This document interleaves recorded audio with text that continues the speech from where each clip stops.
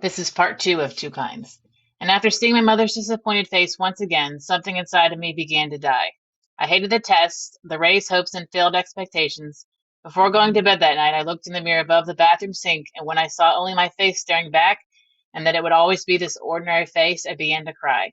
Such a sad, ugly girl. I made high pitched noises, like a crazed animal trying to scratch out the face in the mirror. And then I saw what seemed to be the prodigy side of me, because I had never seen that face before. I looked at my reflection, blinking so I could see more clearly. The girl staring back at me was angry, powerful. This girl and I were the same. I had new thoughts, willful thoughts, or rather thoughts filled with lots of won'ts. I won't let her change me, I promised myself. I won't be what I'm not. So now on nights when my mother presented her tests, I performed listlessly, my head propped on one arm. I pretended to be bored. And I was. I got so bored, I started counting the bellows of the foghorns out on the bay while my mother drilled me in other areas. The sound was comforting and reminded me of the cow jumping over the moon. And the next day, I played a game with myself, seeing if my mother would give up on me before 8 bellows. After a while, I usually counted only one, maybe 2 bellows at most. At last, she was beginning to give up hope. 2 or 3 months had gone by without any mention of my being a prodigy again. And then one day, my mother was watching the Ed Sullivan Show on TV. The TV was old, and the sound kept shorting out. Every time my mother got halfway up from the sofa to adjust the set, the sound would go back on and Ed would be talking. As soon as she sat down, Ed would go silent again. She got up, the TV broke into loud piano music. She sat down, silence.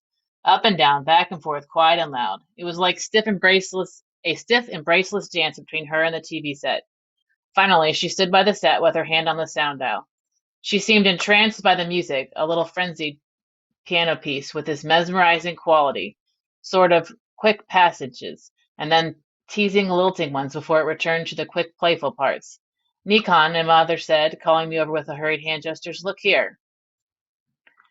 I could see why my mother was fascinated by the music. It was being pounded out by a little Chinese girl about 9 years old, with a Peter Pan haircut.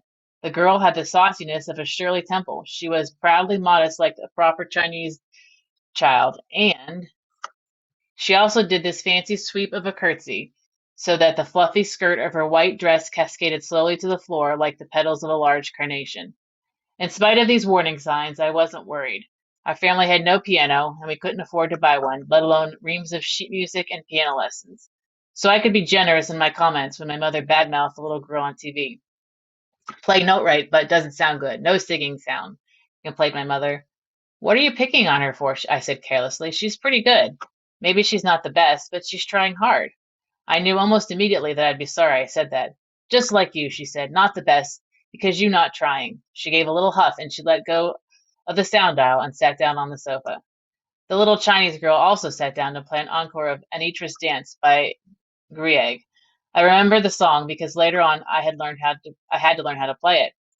3 days after watching the Ed Sullivan Show, my mother told me what my schedule would be for piano lessons and piano practice. She had talked to Mr. Chong, who lived on the first floor of our apartment building. Mr. Chong was a retired piano teacher, and my mother had traded house cleaning services for weekly lessons and a piano for me to practice on every day, 2 hours a day from 4 until 6. When my mother told me this, I felt as though I had been sent to hell. I whined and then kicked my foot a little when I couldn't stand it anymore. Why don't you like me the way I am? I'm not a genius. I can't play the piano, and even if I could, I wouldn't go on TV if you paid me $1 million, I cried. My mother slapped me. Who asked you to be genius? She shouted. Only you ask you to be only ask you to be your best for you sake. You think I want to be a genius? What for? Who asked you? So ungrateful, I heard her mutter in Chinese. If she had as much talent as she has temper, she would be famous now. Mr. Chong, whom I secretly nicknamed Old Chong, was very strange, always tapping his fingers to the silent music of an invisible orchestra. He looked ancient in my eyes. He had lost most of the hair on top of his head, and he wore thick glasses and had eyes that always looked tired and sleepy. But he must have been younger than I thought, since he lived with his mother and was not yet married. I met old lady Chong, and that was enough. She had this peculiar smell like a baby that had done something in its pants. And her fingers felt like the dead person's, like an old peach I once found in the back of a refrigerator. The skin just slid off the meat when I picked it up.